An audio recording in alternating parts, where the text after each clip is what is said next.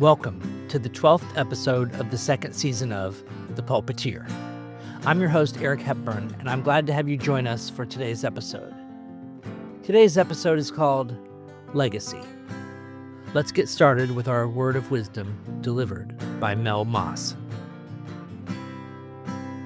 Let us enter a still place within, opening our hearts and minds to receive this voice of wisdom. After the words are spoken, we'll breathe together in silence, preparing ourselves for the word unfolding among us. Today's voice of wisdom comes from Barbara Jordan. Just remember, the world is not a playground, but a schoolroom. Life is not a holiday, but an education. One eternal lesson for us all, to teach us how better we should love.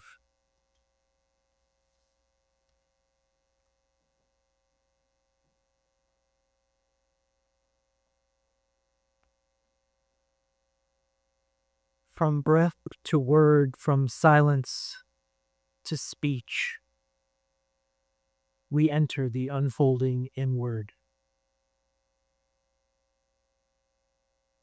One eternal lesson for us all, to teach us how better we should love.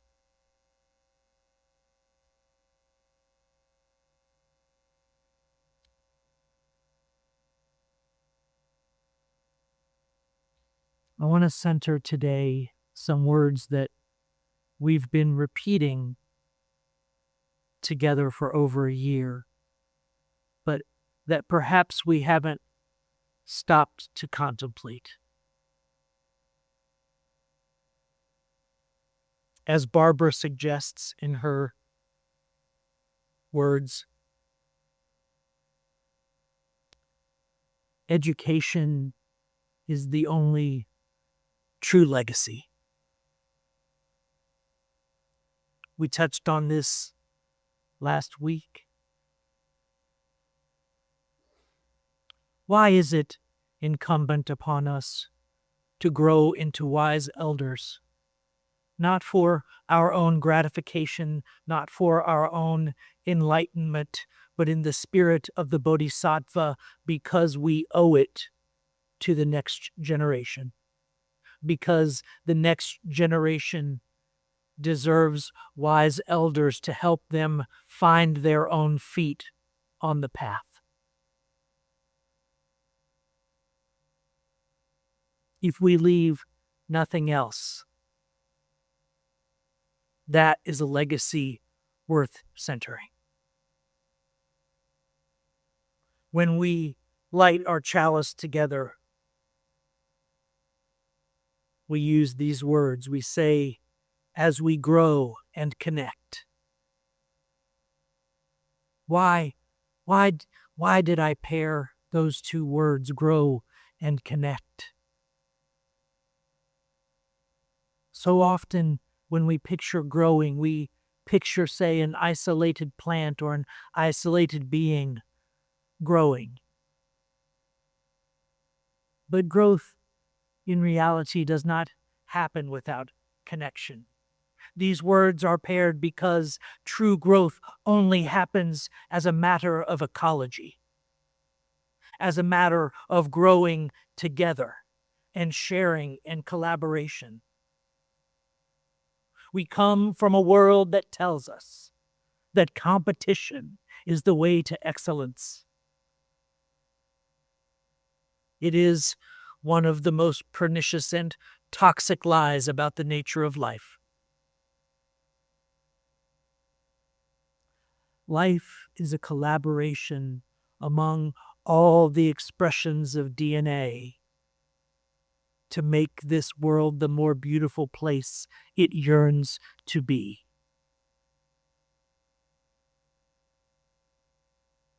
Life itself is terraforming this planet into a paradise that began as rock and magma and vapor. We are but one small part of that. unable to disconnect ourselves from the web of life that we cherish. Our growth is interdependent. Our transformation, perhaps not inevitable, but in moments when we are quiet, we can feel the call to transformation welling up in our hearts and souls. So we grow and we connect, or we truly do neither. We mature and deepen. We mature and deepen.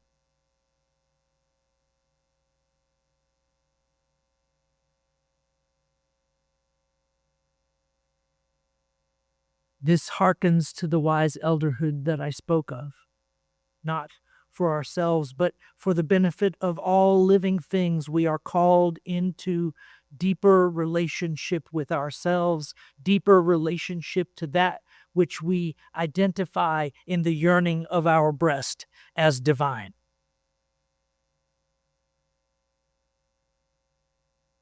When we are quiet, we can sense the love at the center of that.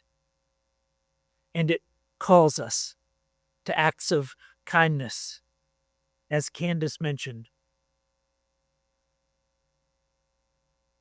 I sometimes think that all it would take to shift the flowing currents of the world filled with the many microaggressions that happen for a variety of reasons, for reasons of race or gender or culture or ethnicity, reasons of ableism, all these microaggressions that flow and create the currents of air could be countered if we all just decided that we were going to do acts of micro-kindness.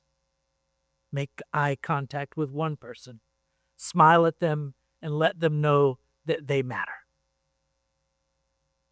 that you're glad that they're here.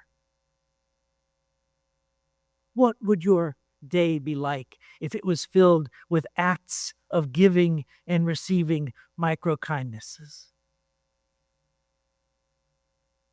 Not large gestures, but the small sense of knowing that we are in this together and that our joy flows from our love and compassion for one another.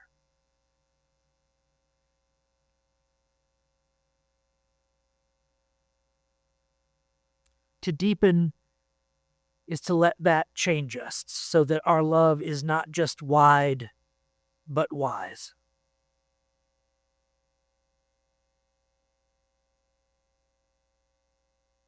Our good friend Lou shared with me a long string of gratitude videos. I want to show them all to you, but it's like 50 minutes long, and so I'm still trying to figure out how to do that in a good way. But I sat and watched it, and there's one story that I want to share with you from that. It's a story that talks about why this education matters. So there was a schoolroom, I believe it was in Michigan, Wisconsin, one of those cold places with lots of snow. And the children in the school had a lovely new playground, and they were out there. And they noticed that their 3 classmates in wheelchairs spent the recess hour on the sidelines, watching glumly as the other children played. And the 5th graders in that school got sad. And then they got curious. And then they asked their teacher, why don't we have playground equipment so that they can play? They don't deserve to sit over there waiting. They should be participating in this joy with us. Well, the teacher said, let me do some research and get back to you. And the research revealed that that specialized playground equipment would cost $300,000.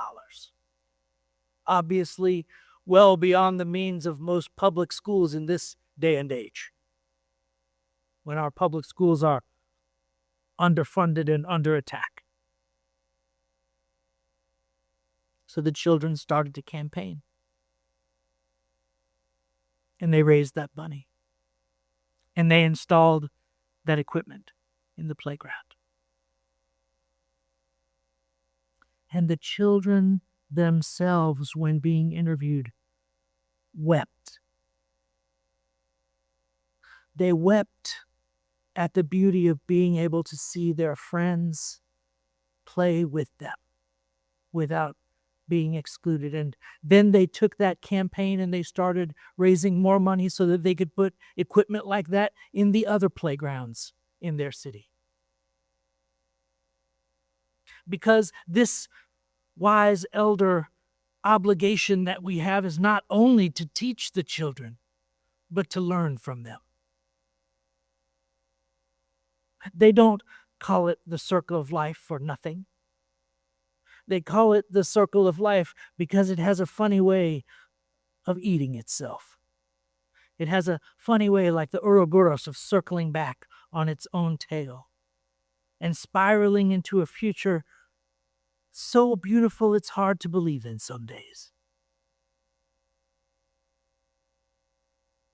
It is these days, isn't it? Sometimes hard to believe in that future that we all yearn for deep in our breast.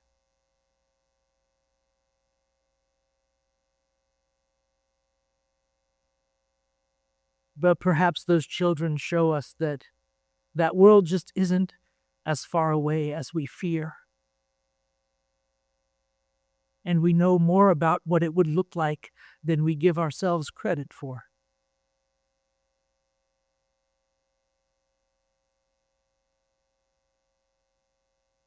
When we extinguish the chalice each week, we use a few other words. Explore and rest. Explore and rest. Another pairing. We all are familiar with the adage about burning the candle at both ends. It's not just exhausting to do it, it's unwise. If you know folks who do that regularly, you notice that the quality of their judgment degrades over time. They get so focused on the thing they think they have to do that the blinders begin to narrow in. And soon all they can see is that tiny goal. And they lose a sense of the beautiful, the magnificent, the beyond in all of it that makes it all worth doing. I love that Candace has remonikered our religious education program to call it religious exploration. You see, exploration is an act of curiosity. It's an act of interest in the world and interest in love and life. And when our cup is full and we've sated our curiosity, the right thing to do is to rest. You see, there are processes at work within us, and we have to metabolize that learning, or else we cannot turn it into wise action. We have to metabolize what we've taken in with all that curiosity so that we can do the next thing: engage and heal. Engage and heal. You heard me speak often that if we don't do our healing work when it shows up in our lives, we will inevitably pass our trauma on to those we love most in this world. So, as we grow and mature, connect and deepen, we have an obligation to do our healing work as it comes to us. And we do it so that we can engage. To engage is to be fully present to this life that you are gifted. Your life is not an entitlement. Your life is a gift. Every moment is a gift. How will you use that gift? What will you do with it? How will you show up for one another and the next generation and 7 generations to come? How will you show up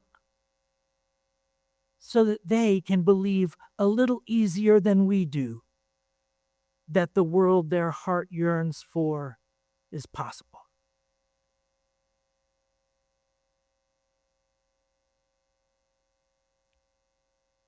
Just remember, the world is not a playground, but a schoolroom. Life is not a holiday, but an education. One eternal lesson for us all to teach us better how we should love.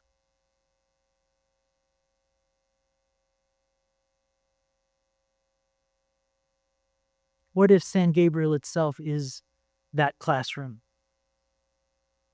And we are both its students and its faculty. Now, some of our more senior faculty are out in the building out there, learning through play.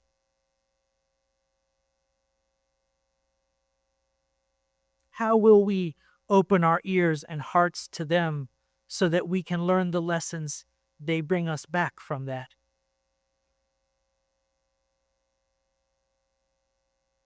The buildings that we tend are classrooms for love.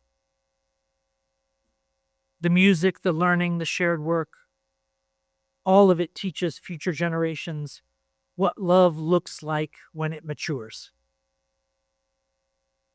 That is the more beautiful world our hearts know is possible. A world where love endures because it has learned how.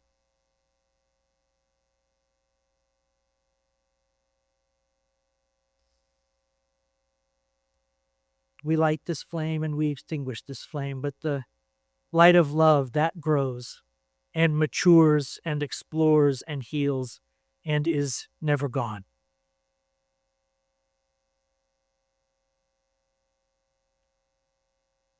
Spirit of the enduring flame, teach us to grow and connect, to mature and deepen, to explore and rest, to engage and heal, until our lives become the legacy of love itself. Amen.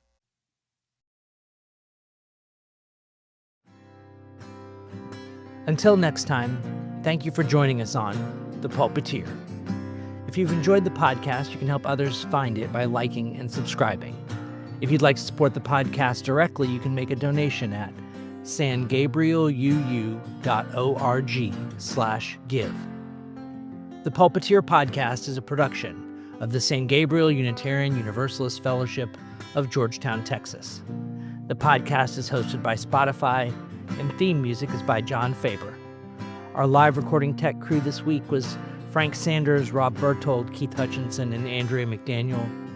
The podcast is produced and performed by Eric Hepburn. See you next week.